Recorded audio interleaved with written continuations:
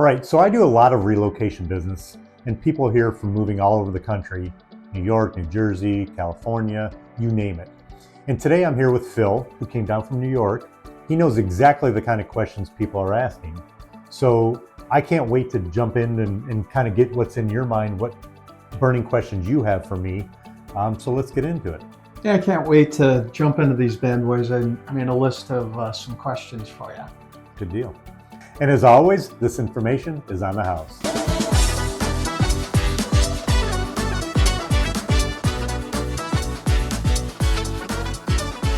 So I'd like to ask you a couple questions about new construction in Orlando, Central Florida. Okay, that's a booming segment of our whole economy is, obviously tourism and real estate, and new construction is a huge component of that. So hit me with what you got. Okay, so first up is, are builder incentives still a thing in Orlando?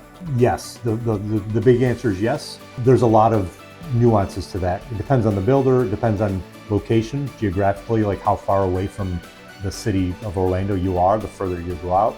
They may be bigger, they may be smaller. The builder, how much are they an inventory builder, or like a spec builder, or are they custom builders? So the big answer is yes, they're very much alive in the market as we approach 2026. So if I wait 6 months, do you think the incentives are going to be better, worse? Okay, so 6 months, we're going to be in the middle of 2026. And at the end of 2025, a lot of the builders here in Central Florida, the big names that most people are familiar with, Lennar and D.R. Horton and KB and those kind of builders, those are more spec builders. So they've already bought the land years ago, they've been developing it, and they've got homes in the ground. And they're all publicly traded.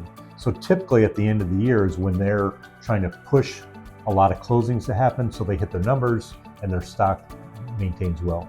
So going into the middle of the year though, they may less incentivize things because it's the time of year when real estate generally booms.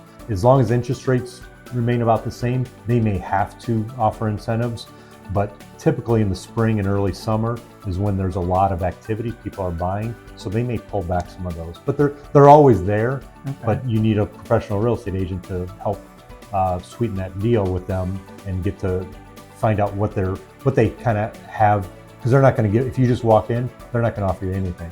But if you go in and know your business, know the community, we might be able to negotiate a little bit better for you. Well, that was one of my questions I had. Okay.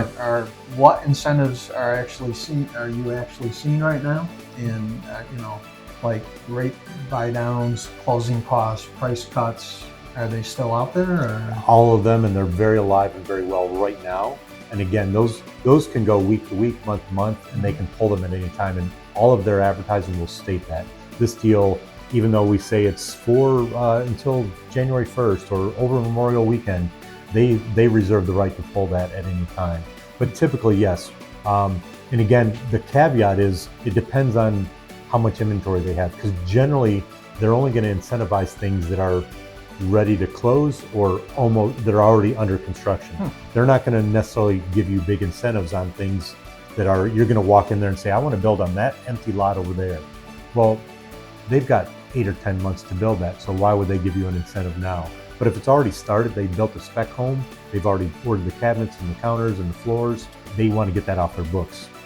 So they may do all of those. They may buy down your rate, they may offer your closing cost incentives, because most of these builders own their own lending companies, they own the building company, and they own the title company. So they want to keep all your business in one. So hey, if you buy this house that's already started and you use our title company, we're going to throw some incentives at you so that they make the money from all three buckets. We talked about new construction. How about resale? Can you address that? Anything in particular that you have a question about, like what's best for you, or in general, where's a better deal? Well, is new construction better than resale? Should I avoid it? What costs do we underestimate as buyers? Okay, so there's a lot of factors that go into that. Because again, Orlando does have a lot of spec builders, and there's a couple builders in particular that have homes virtually move-in ready. Like as fast as you can close your loan, they can have you a home to move into. The downside of that is you don't really get to pick anything out of that home. It's like, hey, we have this home, either like it or don't like it. It's got blue cabinets, gray counters, and there's 3 neighbors that right behind you, and you can't build a pool, but you need a home now. So it might fit your short-term needs, but long-term you're probably not going to be very happy. So is that worth the investment? Some other things with that could be positive. If you have the time to wait for new construction, you get to pick out your own lot, pick out your cabinets and your counters and your floors, and hey, I want a light socket over here for my holiday lights and things like that. So you can customize your home to some degree, and you get to feel comfortable in all the decisions you made. If you're building a spec home, all that guesswork's taken out for you, but it's convenience. It's like walking into a drugstore versus a big box store. They're going to have a lot more choices than the drugstore, because the drugstore is about, I need this now. Resales, obviously, I'm going to ask you a lot of questions about your lifestyle and your family and your needs. Are schools important to you? Do you need to be in your hospitals? We're in Orlando, so you like not by the hospital, right? I'm getting at that age. Those are my worries now, instead of what nightclub am I going to? But are you a theme park person? Are you a beach person? So you get to kind of pick the neighborhood versus new construction. Is they picked it for you? Are you okay with living where we chose, or do you want to go be in an established neighborhood with schools and neighbors, and you kind of get a better feel for what kind of atmosphere you're going into versus new construction? It's just a big dirt lot, right, and you have to wonder what it's going to look like when it's all done. Sure. In Orlando specifically, does it make more sense, new construction versus resale? Okay, so you're buying this as a family home, not an investment, I'm assuming, correct? Correct. Okay, so one of the things I'm always asking for, and no one can answer this question directly because life throws curveballs at you, sure, but ultimately I want to know, how long do you plan on being in the home?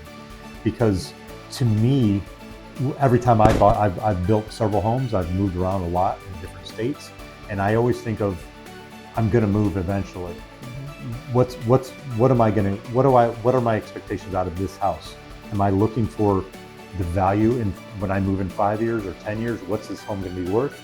Or because you're going to get more appreciation generally from new construction, because they're going to start off with a low price, and as they build more homes, the values are going to rise automatically. The builder's going to kind of keep the prices going up. So if you pay $400,000 for today, the 30th house that they build, that house is going to cost $410,000, and then $420,000. So they're going to force appreciation upon you. So you kind of get that comfort of knowing that hopefully, if everything goes well as far as the economy and politics and the world, that my home is going to be automatically worth more by the time this community is done being built. If you buy a resale, we don't know that, because we don't know the overall neighborhood. Because typically a resale is going to be insulated. It's already going to be built. The schools are already established. The retail's already established. But if you're buying new construction, there might be all this great new mall being built next to you, or like in Clermont, there's this amazing project called Olympus that's going to automatically raise the value of those homes. So new construction, typically the retail and schools and things follow, so that automatically boosts the value of your home. If you buy a resale, it's kind of baked in the price already. All right, Phil, one thing I do to close out all my videos is tell my viewers the name of my channel. It's called On the House. Will you help me close it out? Absolutely. All right. So as always, this information was on the house.